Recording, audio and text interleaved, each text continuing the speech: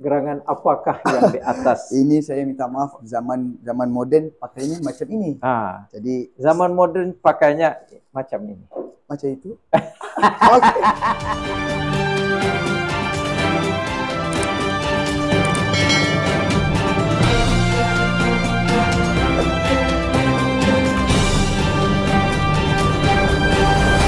Assalamualaikum dan salam sejahtera. Buat pertama kalinya anda bersama saya, hos anda, Ajen Gaston, dalam rancangan Bicara Niaga, sebuah program bual bicara niaga tanah air Malaysia kita. Bicara Niaga kali ini eksklusif bersama tetamu istimewa yang datang dari masa silam. Tanpa melengahkan masa lagi, saya ingin menjemput tetamu istimewa yang datang daripada masa silam itu, Arjuna Damar Bahadur. Dipersilakan. Wah, selamat datang Encik Arjuna Damar Bahadur. Assalamualaikum. Duduk. Assalamualaikum. Selamat datang Encik Arjuna Damar Bahadur. Ya, terima kasih Tuan Hamba kerana sudi menjemput hamba bersama-sama dalam rancangan Bicara Niaga ini. Tadi Tuan Hamba ada memanggil saya Encik. Tak apalah, hamba faham inilah dia anak muda zaman sekarang. Okey, baiklah. Encik Arjuna, boleh saya panggil Encik Arjuna? Ataupun Tuan Hamba. Tuan Hamba. Okey. Tuan Hamba, boleh ceritakan sedikit tentang diri Tuan Hamba dan apakah maksud di sebalik nama Arjuna Damar Bahadur tersebut? Boleh ceritakan sedikit? Boleh. Okey. Sampan kota mudik ke hilir, dayung patah galah sebatang. Bukankah Tuan Hamba orang yang cerdik? Pasti Tuan Hamba tahu dari mana hamba datang. Dari kota Melaka ke Korea. Perintah raja jangan dilawan. Arjuna Dharma lelaki satria. Bahadur pula seorang pahlawan. Wah, berpantun nampak Tuan Hamba. Cantik. Boleh saya tanya sedikit, apa yang ada dalam gunjukan kain yang dibawa oleh Tuan Hamba? Ini dia. Gunung Ledang Hutan Belantara. Tewasnya Ultraman di tangan raksasa. Hamba saudagar dari Nusantara. Busana dijual kelestarian bangsa. Nah, ambil busana ini untuk Tuan Hamba menukar pakaian hamba. Wah, ada hadiah. Jual dah. Kena tukar dulu dah. Tukar.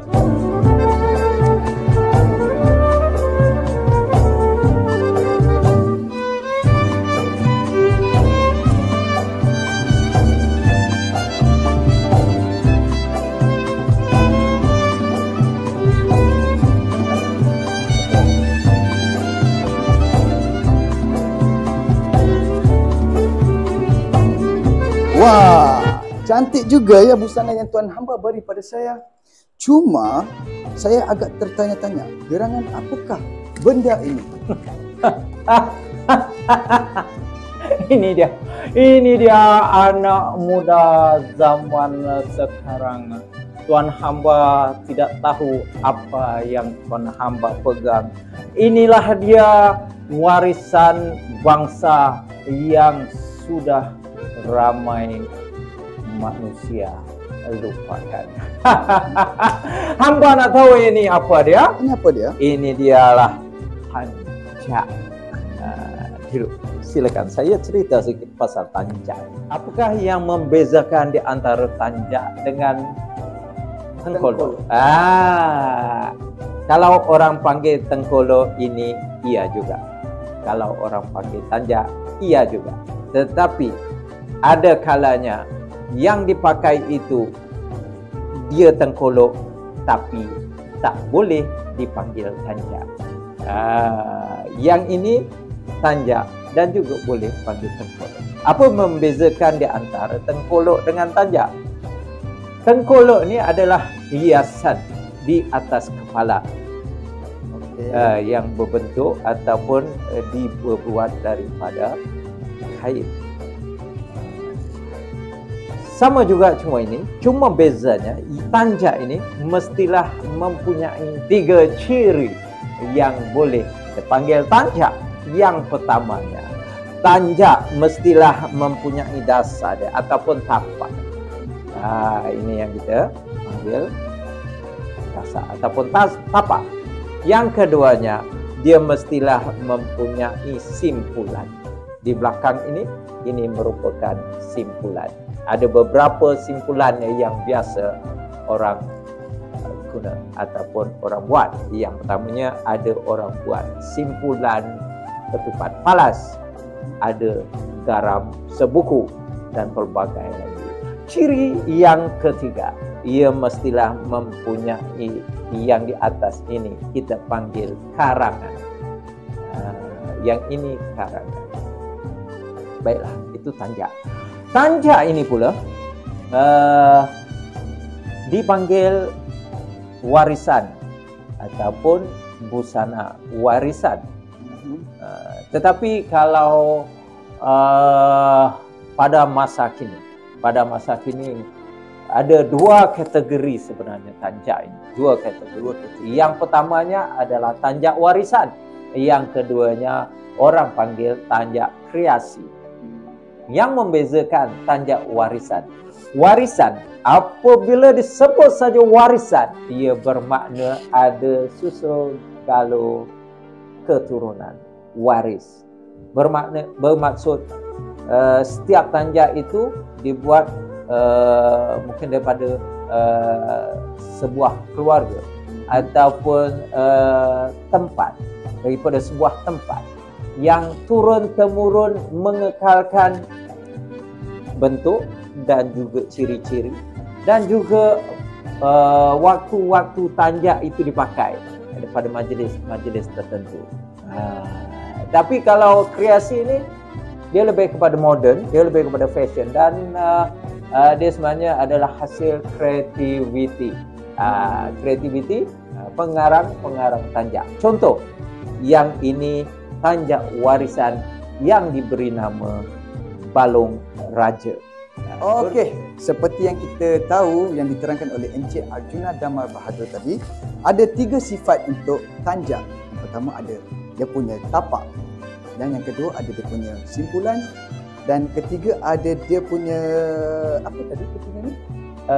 Itu karangan. Karangan, yang ketiga karangan. Cuma saya lihat yang ada di tangan saya dan yang dipakai oleh Encik Arjuna agak berbeza.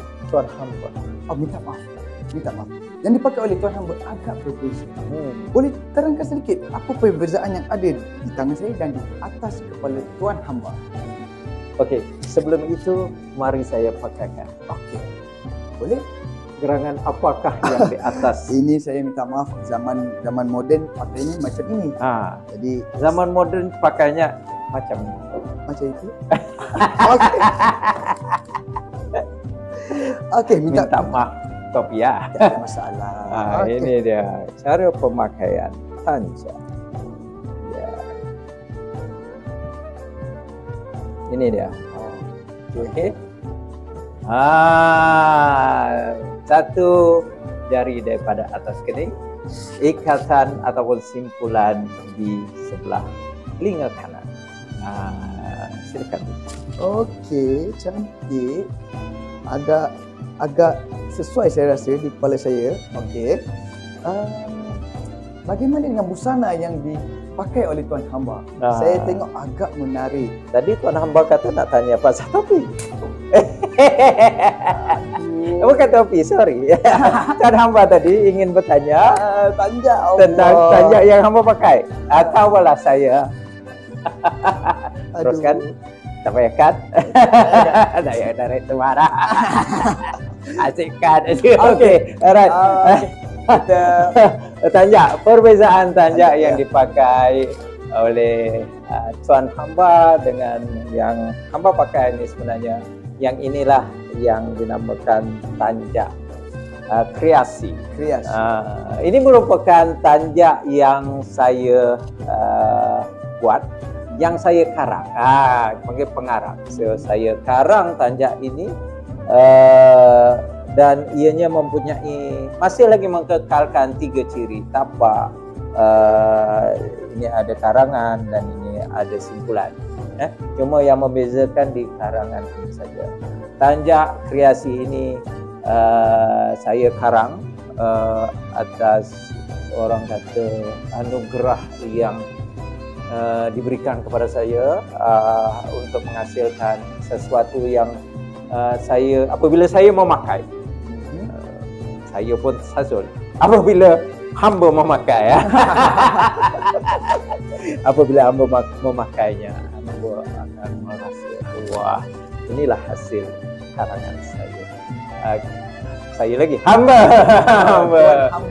Dan hamba namakan tanjak yang hamba pakai ini tanjak Arjuna Dharma Bahadur. Sempena mengambil nama hamba. Sebenarnya hamba berdagang. Barang dagangan hamba merupakan pakaian. Antaranya pakaian yang tuan hamba pakai. Hamba mencipta, membuat pakaian yang sesuai, yang digemari oleh anak muda masa ini. Walaupun ianya kurta. Tuan hamba pakai kurta. Ini bukan busana warisan. Tetapi ini merupakan busana ataupun pakaian yang disukai pada zaman sekarang. Jadi buat apalah hamba berdagang pakaian ataupun busana yang orang tak suka pakai. Lebih baik hamba dagangkan pakaian yang menjadi sebutan, menjadi rebutan anak muda zaman sekarang. Ini merupakan busana ataupun kurta. Kurta, cuma ini adalah inovasi daripada kurta yang asal. Kalau kurta yang asal dipanjang dia sampai mencecah ke lutut dan dipakai dengan seluar yang sama. Tetapi kurta-kurta yang ada sekarang boleh kita matchkan. Matchkan. Gayakan bersama dengan busana warisan kita seperti tanjak dan juga sampin. So mempunyai lengan 3 suku. Bentuknya hampir sama dengan pakaian atau sama dengan pakaian ataupun busana Melayu kita. Kalau kita tengok di sini dengan 3 suku dan juga pola. Ini apa? Mikrofon ya? Ini mikrofon. Mikrofon. Oh, ya. Mikrofon. Ya. Alright. So seperti teluk belanga. Dipakai ini. Dan boleh juga pakaian ini, kurta ini dipakai dengan samping. Cuba tuan hamba pakai samping ini. Boleh tuan hamba tunjukkan macam mana cara memakai samping yang sesuai. Tuan hamba lompat masuk sini. Lompat. Boleh lompat? Lompat. 1, 2. Okey. Kalau lompat itu melangkah dah. Okey. Sekarang dia banyak cara untuk memakai samping. Ini pakai samping yang biasa-biasa pun boleh. Ini antara cara yang paling cepat ya? Paling cepat, paling mudah. Okey. Paling cepat dan paling mudah dipakai. Okey. Ya, itu dia.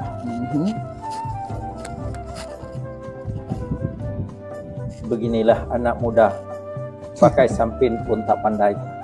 Ada sekarang zaman moden, sampin pun sampin instan. Aduh, itu memudahkan. Memudahkan, iyalah, hamba faham itu. Sekarang serba sebinya. Gulung. Okey, kecil saja ya. Gulung. Ini yang paling mudah, semua orang boleh. budak darjah 1 pun boleh. Ya, itu. Okey. Dan kalau kita nak gayakan lagi sebab baju ini, kurta ini dia ala-ala Teluk Belanga, baju Melayu Teluk Belanga. Yang membezakan baju Melayu dengan pakaian moden ataupun kurta ini, kalau baju Melayu warisan, dia mempunyai pesak. Dia pesak. Yang ini tak ada pesak. Tapi sesuailah, al-maklum lah, anak muda zaman sekarang dia suka pakai slim fit lah. Slim fit. So anda boleh letak ataupun gayakan dengan meletakkan baju Di luar. Ya. Nampak lagi santai begini. Tak mahal baju ini, Tuan Hamba. Boleh saya tahu berapa harganya? Baju ini baru saja kita keluarkan. Baju ini hanyalah berharga RM29.90 sahaja. Ya, murah kalau nak dibandingkan dengan baju-baju yang ada di luar sana. RM29.90 harga satu helai baju yang begitu cantik, begitu lawa ini. Tak tanggal lah tangan dipakainya. Tapi betul tau, saya pakai pun memang rasa premium dia, memang rasa lain. Tak panas dan sejuk tu memang ada. Dan dia tak jarang sangat. Memang cantik bila pakai. Saya bagi tahu, saya pakai size S. Cuba catwalk sikit. Catwalk ya. Itu dog walk. Okey, lihat ke sini. Macam mana? Okey, sini belakang. Ini dia kurta Idris. Kurta Idris yang diberi nama ya. Ya, kurta Idris. Nampaknya kita sudah tukar tempat. Tuan Hamba boleh duduk di situ. Saya duduk sini pula. Saya mengambil menjadi pengacara ataupun coach pada hari ini. Suka salah. Nanti Tuan Hamba kena potong gaji. Okey. Okey. Kita sudah lihat cara pemakaian samping yang mudah, kata simple lah untuk zaman sekarang. Dan baju ni agak cantik dan agak eksklusif. Selesa. Okey.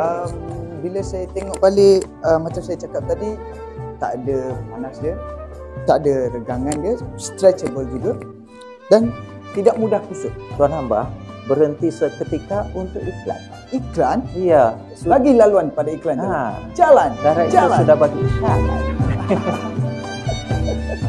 Baiklah, sekiranya orang di luar sana yang ingin membeli kurta Idris ini, bagaimana mereka ingin menghubungi Tuan Hamba? Senang saja. Bagi tuan hamba yang di luar sana, termasuklah tuan hamba sendiri, sekiranya tuan hamba ingin membeli ataupun memiliki kurta Idris ini, bolehlah terus ke link di bawah ini. Klik saja, akan sampai maklumat itu kepada kami. Tuan hamba, bila saya tengok masa tidak mengizinkan untuk kita berteruskan lagi. Kita sudah sampai ke penghujung rancangan. Terima kasih banyak kepada Tuan Hamba yang sudah hadir ke studio kami dan terima kasih juga atas perkongsian yang diberikan kepada kami. Okey, baiklah. Kita berhenti sampai di sini saja. Semoga Tuan Hamba jumpa jalan pulang. Dan kepada para penonton, didoakan agar Tuan Hamba semua sentiasa dalam lindungan dan rahmat Allah SWT, insya-Allah. Jangan lupa like dan subscribe M-Niaga TV. Semoga kita ketemu lagi di lain hari, lain waktu dan lain tempat, insya-Allah. Assalamualaikum dan selamat sejahtera. Bye.